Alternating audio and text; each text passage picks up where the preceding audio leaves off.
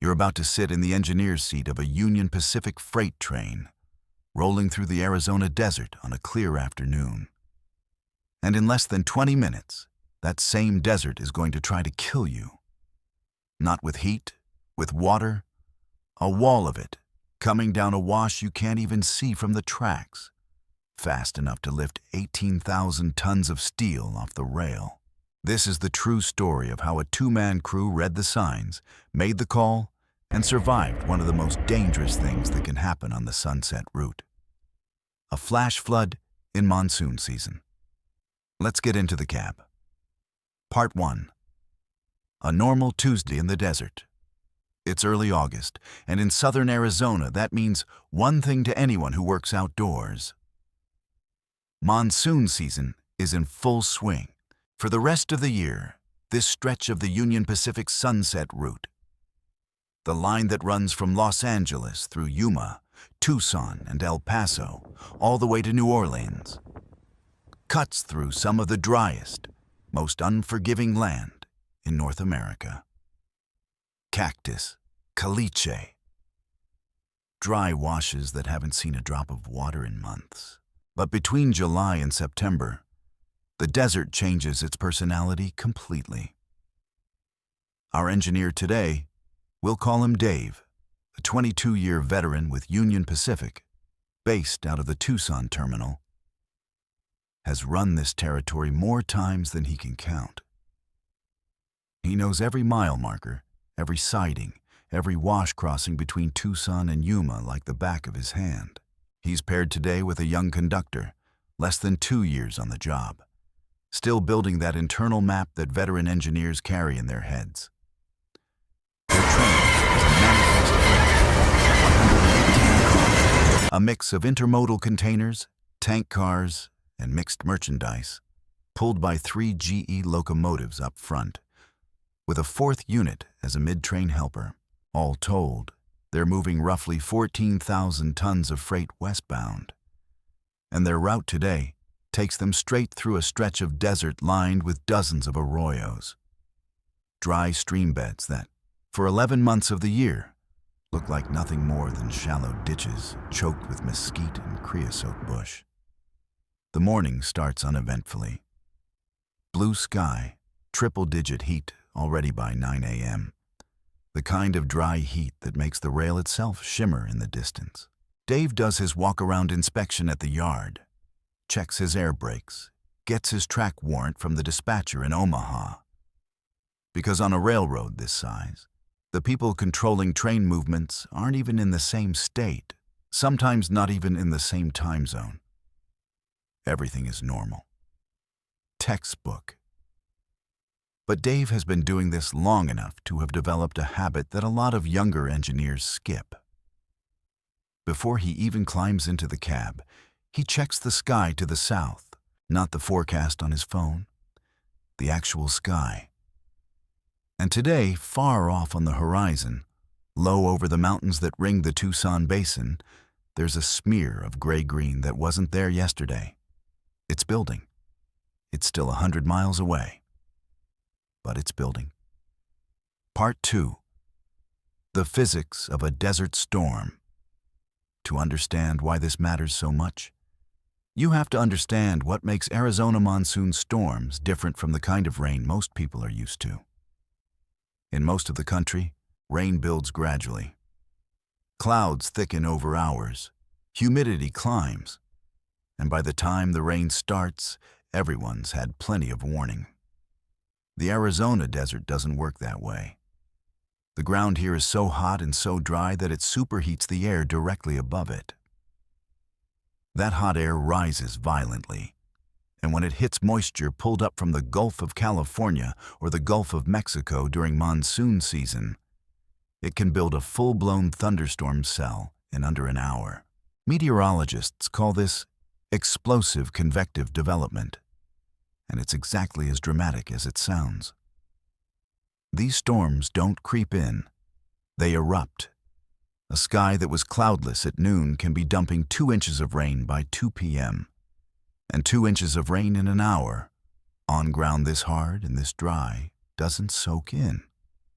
It runs, It runs downhill, fast, gathering in every wash, every arroyo, every low point in the landscape, and it funnels toward the lowest ground it can find. In open desert, that low ground is very often a railroad grade, because railroads, by necessity, are built along the flattest, most consistent gradients available. That means bridges and culverts over dry washes are engineered for exactly this. Most of the time, they handle it fine. But most of the time is the exact phrase that keeps railroad dispatchers up at night during monsoon season. The National Weather Service has a specific term for what can happen next. A flash flood, not a flood that builds over days like a river cresting after a snowmelt, but a wall of water that can rise from nothing to several feet deep in a matter of minutes, sometimes without a single drop of rain having fallen where you're standing. The storm can be miles away, dumping its rain in the mountains, and the water arrives at your location later, funneled down a canyon, arriving with almost no warning at all if you're not watching for it. This is the exact hazard that every railroad operating in the desert Southwest has to train for. And it's the hazard barreling toward Dave's train. Part 3. The first warning signs, 20 minutes after Dave first notices that gray-green smear on the horizon. Things have changed fast. The dispatcher's voice crackles over the radio with a weather advisory. A severe thunderstorm warning has been issued for the area they're about to enter, with the National Weather Service flagging life-threatening flash flooding as a specific risk. This isn't unusual phrasing for August in Arizona, but it's not something any engineer treats casually either. Dave's train is still rolling at track speed, about 50 miles per hour, through open desert.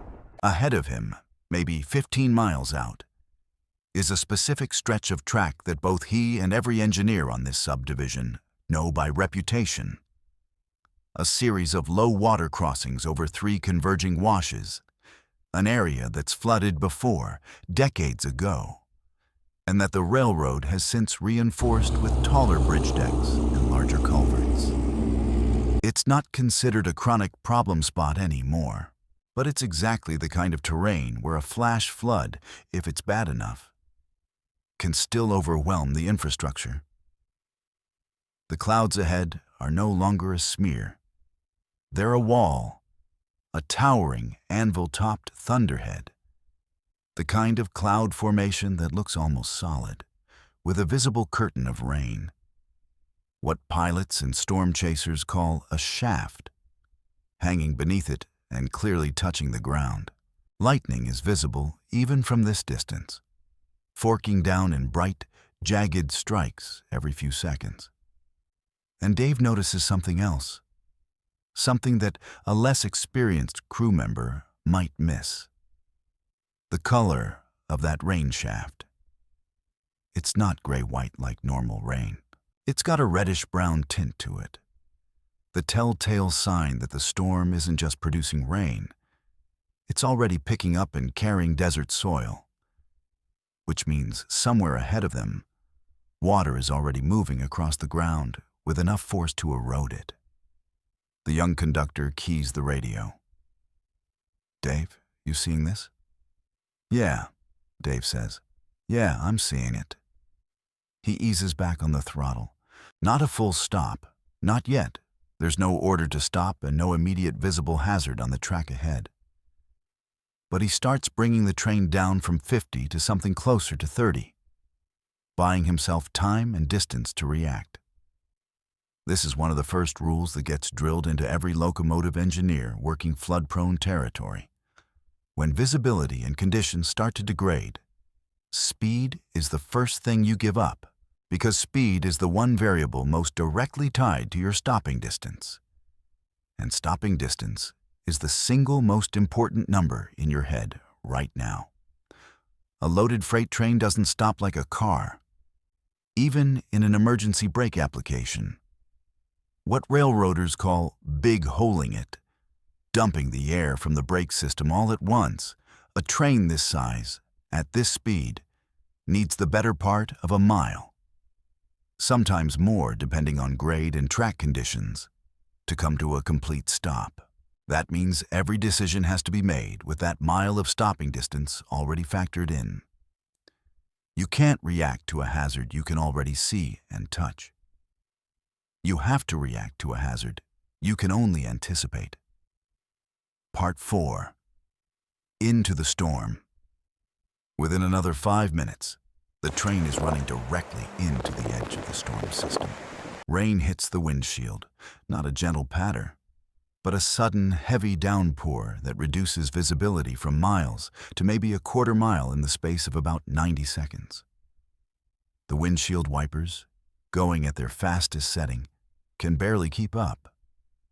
Lightning is close now, close enough that the thunder arrives almost simultaneously with the flash, meaning the strikes are landing within a mile or two of the train. Dave doesn't love this, but lightning near a train isn't the primary danger here. Modern locomotives and rail infrastructure are engineered with grounding and lightning protection in mind. Water on the track is the danger. Radio chatter increases. Other trains on the subdivision are checking in, some ahead of Dave's train, some behind. A local track inspector, who happens to be out in the area in a high rail truck, a pickup truck modified with retractable steel wheels that let it ride on the rails, comes over the radio with the update every engineer in the area needed to hear. He's approaching the same low water crossing from the opposite direction, and he's reporting that the wash under the bridge, normally bone dry, now has visible flowing water, brown and fast-moving, though at this point, it's still within the bridge's design capacity. This is the moment the situation shifts from monitor and proceed with caution to active hazard management. Dave gets on the radio with the dispatcher and requests to hold his train short of the crossing until conditions can be confirmed safe. Under Union Pacific's operating rules that mirror federal regulations enforced by the Federal Railroad Administration, a train crew has not just the authority, but the obligation to stop or slow a train whenever they have reason to believe the track ahead may be unsafe, regardless of what their paperwork or track warrant says. This is one of the most important safety principles in all of railroading. No dispatcher, no schedule, no customer's freight is worth risking a train and crew on questionable track. The rule even has an informal name among railroaders. When in doubt, don't. The dispatcher agrees immediately, and Dave brings his train to a controlled stop about a mile short of the crossing, on a straight, elevated section of track that puts them well above the surrounding desert floor. High ground, essentially, even though the difference is only a matter of a few feet. That few feet matters enormously in a flash flood, where water can be a foot deep in one place and completely absent 50 yards away, purely based on tiny variations in elevation. Part 5. The wait now comes the part of the story that doesn't get talked about enough when people imagine surviving a flash flood. The waiting. It's not always a dramatic, split-second dodge. Often, survival in a situation like this comes down to patience, discipline, and the willingness to sit still and do nothing while your instincts scream at you to move. Dave and his conductor sit in the cab, air brakes fully set, engines idling, rain hammering the roof of the locomotive so loudly that at times they have to raise their voices just to talk to each other over it. Outside, through sheets of rain, they can see the desert around them transforming in real time. Ground that was dry 10 minutes ago now has sheets of water running across it, following the natural contours of the land, funneling toward the washes and arroyos that eventually feed into the crossing ahead of them. Watch a dry wash a few hundred yards to the south of the tracks, visible from the cab window, go from a dusty ditch to a churning brown torrent in a matter of minutes. It's not a slow rise. It's almost like a tide coming in, except sideways, except violent. Branches, sagebrush, and what looks like an entire uprooted mesquite tree tumble past in the current. This is desert flash flooding at its most visceral, dry to dangerous in less time than it takes to eat lunch. The high rail track inspector radios back in. He's pulled his truck off the crossing entirely and backed away to safe ground, reporting that the water level under the bridge has risen substantially, now well up the support columns, with visible debris beginning to accumulate against the structure. This is exactly the kind of information that written schedules and GPS systems can't give you.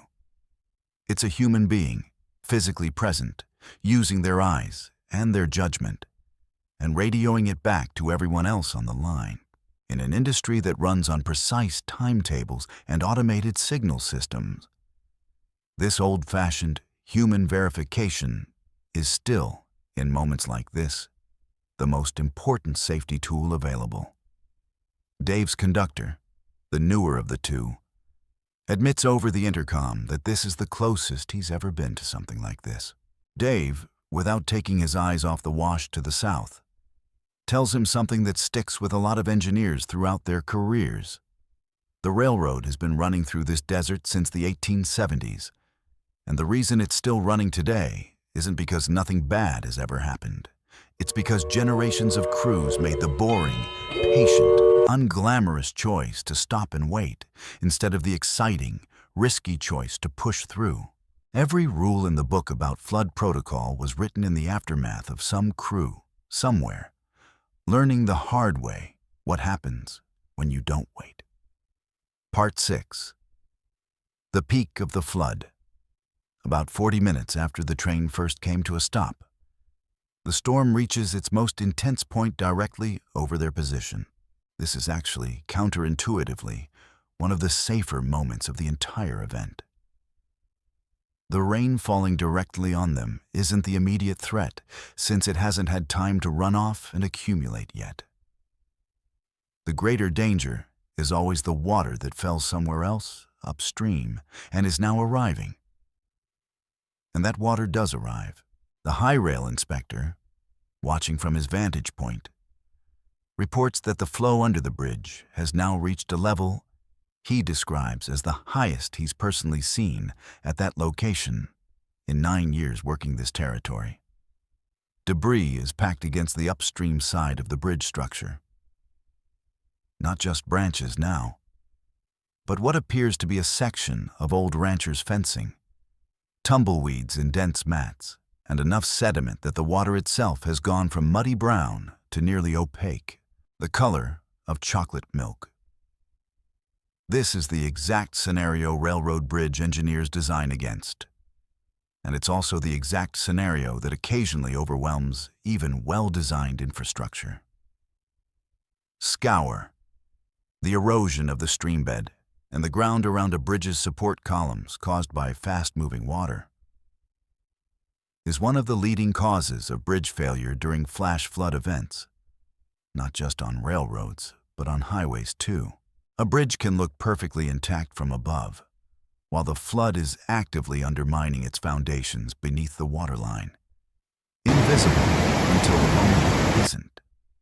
This is precisely why Union Pacific's flood protocol doesn't just rely on, does the water look dangerous?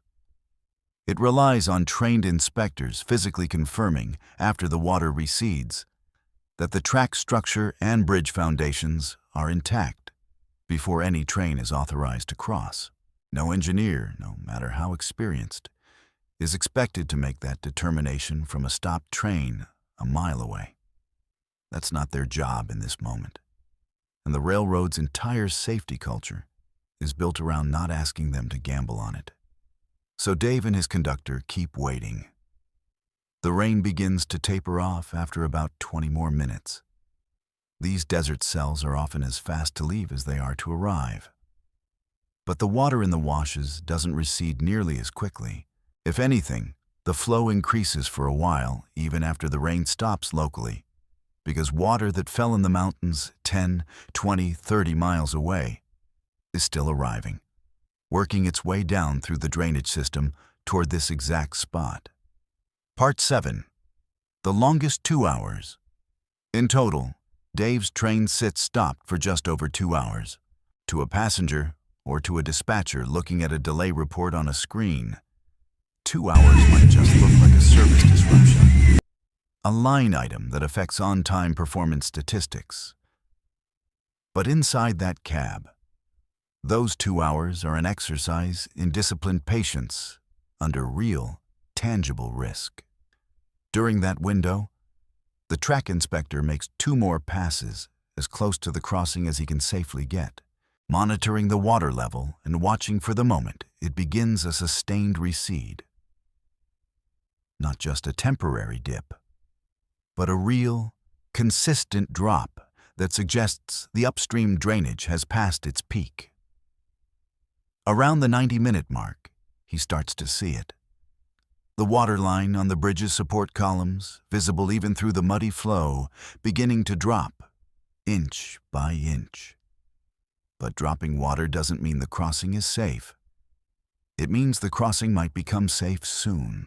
This is a critical distinction that governs the entire final phase of the response. Union Pacific's own inspection protocol, after a reported flash flood event, requires a track inspector to walk or high rail across any affected crossing at very low speed, checking for washouts, undermined ballast, shifted rail, and any visible damage to bridge structures before any revenue train is cleared to proceed, even a slow, cautious pass. This inspection typically can't even begin until the water has receded enough to expose the structure for a proper visual check. At the 2-hour mark, the inspector completes his walking inspection of the bridge and the approaches on either side. He finds the structure intact. No visible undermining, no shifted track. The ballast holding despite the volume of water that passed beneath it. There is, however, a significant amount of debris pushed up against the upstream guardrail, and some sediment deposited across sections of the roadbed on the approach, which needs to be cleared before anything moves across at normal speed. Part 8. The crossing. The dispatcher authorizes Dave's train to proceed, but with a restriction. Maximum speed of 10 miles per hour across the affected crossing and the approaches on either side, with the engineer prepared to stop immediately if anything looks wrong. This is standard protocol after any flood event. Even a fully cleared structure gets crossed slowly the first time, both as a final visual check from the cab and simply as a matter of caution that costs almost nothing in exchange for a significant safety margin. Dave releases the brakes, notches up the throttle just enough to get 14,000 tons moving again, and eases the train forward. The desert around them looks almost unrecognizable from 2 hours earlier. Not lush, not green. This isn't that kind of transformation, but scoured, rearranged, with new channels cut into the sand and gravel that weren't there this morning, and standing pools of muddy water in low spots that will likely evaporate within a day or two under the Arizona sun. As the lead locomotive approaches the bridge, both Dave and his conductor are watching intently. Not relaxed, not casual, eyes moving between the track ahead and the structure beneath them. The wash that 2 hours ago was a raging brown torrent carrying full-sized trees is now a much calmer, still flowing but manageable stream, maybe 1.5 feet deep, well within the bridge's clearance. The locomotive rolls across at a crawl. The conductor, watching out his side window, confirms the structure looks solid. No visible damage, no unusual sounds or vibrations transmitted up through the trucks. They clear the bridge, then the second wash, then the third. The whole low-water crossing complex that had shut down rail traffic in both directions for the better part of the afternoon. Once clear, and once the dispatcher confirms via the trailing inspection that the full train has passed safely with no issues, Dave brings the throttle back up, and the train returns to track speed continuing west toward Yuma, as if the last 2 hours hadn't just been one of the more consequential decisions of the entire trip. Part 9. What actually saved them? It's worth stepping back at this point and asking directly, what was the thing that actually kept this train, this crew, and this freight safe? Because it wasn't luck, and it wasn't a single dramatic action. No last-second swerve, no heroic sprint to safety. It was a sequence of small, disciplined, almost boring decisions. Each one made a little earlier than it strictly had to be. It was Dave checking the sky before he even climbed into the cab. It was slowing the train down before there was a visible reason to. It was requesting a hold a full mile short of the crossing instead of trying to push closer to get a better look. It was a track inspector willing to sit in a truck for 2 hours, watching water rise and fall, radioing updates that most people will never hear about. It was a dispatcher, sitting in an office potentially 1,000 miles away, backing every one of those cautious calls without pressure to keep the schedule.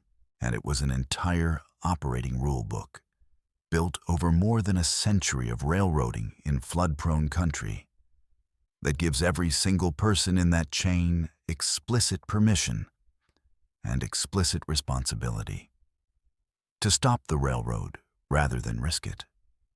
This is the part of surviving a flash flood that doesn't always make for the most dramatic footage, but it's the truest version of the story. Survival here looked like patience.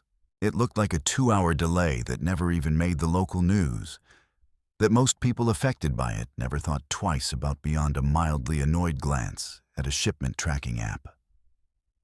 But inside that cab, it was 2 hours of quiet, focused vigilance against one of the most sudden and unforgiving hazards the American desert can produce. Part 10. The bigger picture. This kind of event isn't rare on desert railroads. Every monsoon season, Union Pacific, BNSF, and other carriers operating across Arizona, New Mexico, and West Texas deal with dozens of flash flood delays, washout inspections, and precautionary holds. Most never mention outside of internal operations reports. Occasionally, despite every precaution, a section of track does get damaged, undermined ballast, a washed-out culvert, sometimes even a derailment. Which is exactly why the protocols exist in the first place. Not because they always work perfectly, but because the alternative, running trains through unverified flood zones at track speed, would turn occasionally into routinely. And routine derailments in flood conditions are not a risk any railroad or any crew is willing to accept. For a locomotive engineer working this territory, monsoon season isn't background weather. It's an active part of the job for 3 months out of every year, demanding a level of situational awareness that goes beyond simply following signals and speed restrictions. It means reading clouds like another instrument on the control stand. It means trusting instinct built over years, while also trusting the rulebook enough to slow down before instinct alone would tell you to. And for the rest of us, watching this kind of story unfold from the safety of a cab ride video, it's a reminder of something easy to forget about the freight trains that move almost everything we use, every single day, across a continent full of genuinely dangerous terrain.